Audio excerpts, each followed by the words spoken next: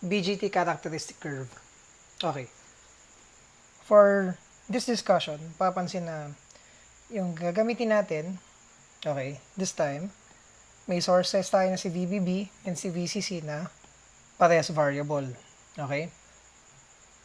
Variable meaning pwede mong baguhin yung values ng kada isa. Okay. And to start, okay, say meron tayong isang value ni VBB, any value, say VBB is constant. Okay.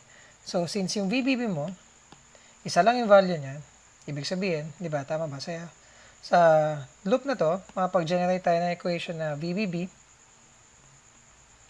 okay, minus IBRB, via KVL to, no?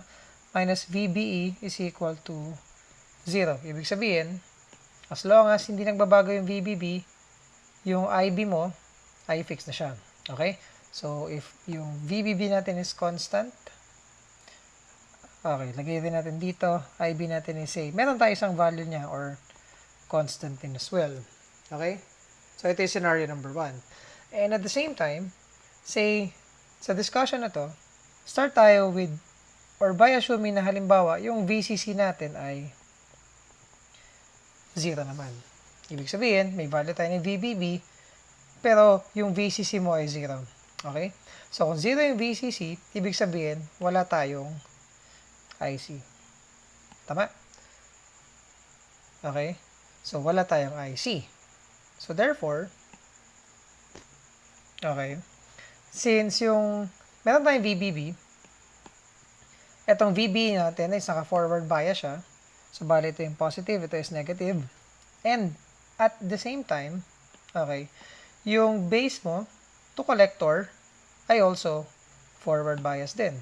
So, positive to, negative to. For this example, teka, or sa case na tanggalin mo natin yung sign kay BCE, okay? Naalala niyo to, no? Doon sa may previous natin na parts ng BJT, remember na positive dapat si collector and negative dapat si base pagdating sa isang NPN na BJT para mag-operate siya sa linear or active region. Okay, naalala itong dalawang terms ito. Linear or active region. Okay, ito yung default na operation ng isang BJT. Okay, so ulitin ko ha. VBB natin may value siya. So, kunwari, 5 volts to. Yung VCC natin is 0. Therefore, wala tayong IC. Okay? Sulat na rin natin to. No? IC is 0. And naka-forward bias yung si VBE natin. So, VBE. Okay. Sorry. Base emitter. Naka-forward bias to. And yung base collector mo naka-forward bias din. So, meaning sa graph natin na to, okay, since dito sa scenario na to, no, okay, meron tayong IB, pero wala tayong IC, so 0 siya. Okay? And at the same time, wala rin tayo na VC kung sakali. Okay. So, yung tawag dito ay mag-ooperate siya sa saturation region. Okay, sulat natin. Saturation. Ito na ba? Ink. And saturation. Okay? Kasi, remember na para gumana si BJT, di ba? Dapat yung base emitter interface mo naka-forward, which is ito, tama to. Pero dapat, yung base collector mo ay naka-reverse bias to, di ba? Para mapunta siya sa active region. Okay? So, kapag forward si base emitter, forward bias din yung base collector. Anong tawag doon? Yung BJT mo is nag-ooperate siya under the saturation na region. Okay. So, ayun. Now, what if yung gagawin natin ay i-increase natin or tataasan natin si VCC? So, yan, hindi na siya 0. Gagawin natin ay ilagay natin dito, yung VCC natin ay increase natin. Okay? So, since may VCC ka na, magkakaroon ka na ng IC. Okay? Pero, hindi ibig sabihin na once na meron kang VCC, ay itong base collector natin na interface, ito. Yan, yung base collector. Hindi ibig sabihin na hindi ibig sabihin na mari-reverse bias na siya. Okay? Di ba? Tama? Kapag meron kang VCC or meron kang supply, magkakaroon ng proper bias pagdating sa base collector or mari-reverse bias siya, but not in this case. Anong ibig sabihin sa statement na yon? Okay. May condition na kailangan i-meet. Yes, once na meron ka supply na VCC, mari-reverse bias na to.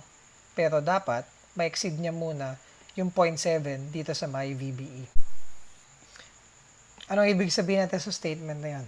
Okay. Teka, para malinaw, linisin muna natin to. Okay. So, sige, teka. Itong states natin, baguhin muna natin. Basta sure natin, no? Yung VCCI, increase muna natin siya. Okay. Now, ganito kasi yan. Halimbawa, yung VBB ko ay 10 volts. Okay? Tapos yung VCC, nag-start ako at 1 volt. Diba? So, mayroon kang IC, pero since mas mataas pa rin si VBB kaysa kay VCC, ibig sabihin, meron tayong 0.7 volts kay VBE, and at the same time, still, yung nasa kabila ay naka-forward bias pa rin. Okay? Okay, so in short, si base emitter ay still forward bias pa rin to. And yung base collector mo ay still naka-forward bias pa rin siya. But, okay, so this time, meron na tayong IC. Tataas si IC, nga lang, yung VCI hindi pa siya masyadong tataas. Okay, until sa time na ma-reach na yung 0.7 volts. Okay? Ito yung marker dito. So, ito yung 0.7 volts. Okay. So, again, tataas yung value ni IC until such a time na ma-reach ng VCE mo yung 0.7 volts. Ibig sabihin, once na yung VCE mo ay 0.7 volts na rin siya, okay, mas mataas na yung VCC mo. And therefore, okay, mas start na ma-reverse bias. Okay, ma-reverse bias yung si base collector mo. Ito, baguhin natin. Reverse bias. Okay? So, forward bias si base emitter. Reverse bias yung base collector. Papasok na yung BJT natin sa linear or active region, to which yung IC niya, magsistabilize na to. And yung VCE mo, siya na yung tataas. Okay? Habang tinataasan natin halimbawa yung supply na meron ka. Okay. Now, and to prove this one, remember na meron tayong equation na ma-generate sa loop na to. Okay.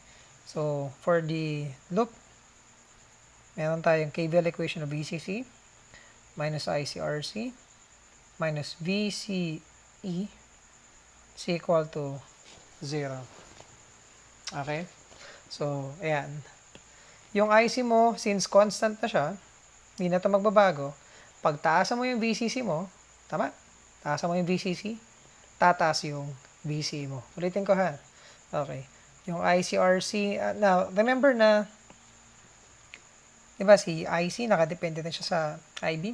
Gamit yung formula na beta DC, equal lang siya sa IC over IB. Okay? So, yun nga. Kaya, magiging constant din si IC at some point. Pero mapansin dito sa graph ko, no? So, sorry, medyo tabingi siya. Actually, tabingi talaga siya. Hindi siya straight. Kasi kahit papano, tumataas pa rin si IC. Okay? So, again, tataas yung VCE mo. Ayan, tumataas siya. Papunta sa right side ng x-axis. Tumataas yung VCE kasi ini-increase natin si VCC. Okay? Tapos again, yung tawag sa area na to, ay ito yung active region. Oops, hindi kita.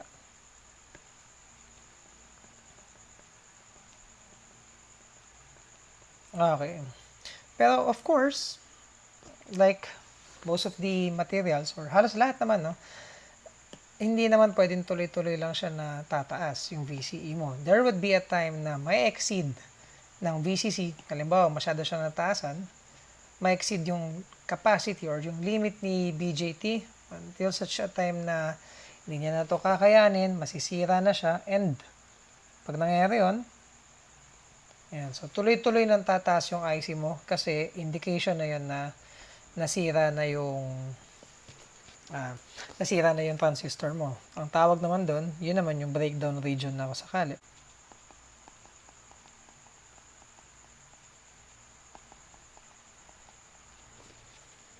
Okay?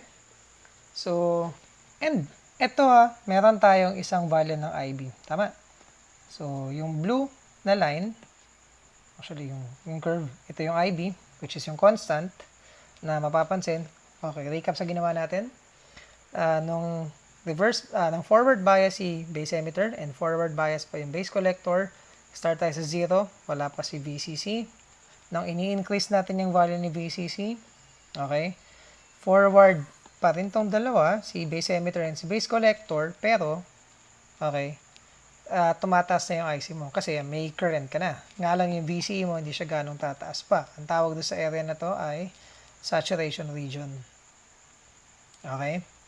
Then, once na ma-exceed mo na yung VB na 0.7, ibig sabihin, mapo-forward bias na yung base collector mo kasi mataas na yung value ng VCC mo.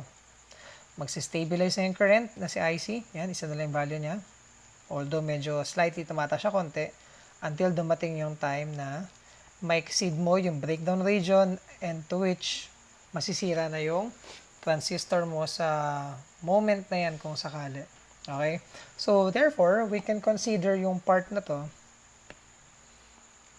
Okay? Yung part na nasira yung transistor mo as your VCE max. Or this is your maximum na pwede lang pagdating kay VCE, no? Teka, ganun label to, VCE max. Yan, yung point na to. Okay. So, what if hindi na constant yung value ng VBB natin? Okay. Or babaguhin na natin siya. Okay. Then, therefore, magkakaroon tayo ng family of curves kasi iba-iba yung magiging effect nito in terms of dito sa IB natin or sa pinakamataas sa value ng IC na kaya niya. And so, by family of curves, again, ibig sabihin, marami to. Magkakamukha lang itsura, no? Iba-iba nga lang yung pinakamataas na value ng IC na kaya nila. Okay?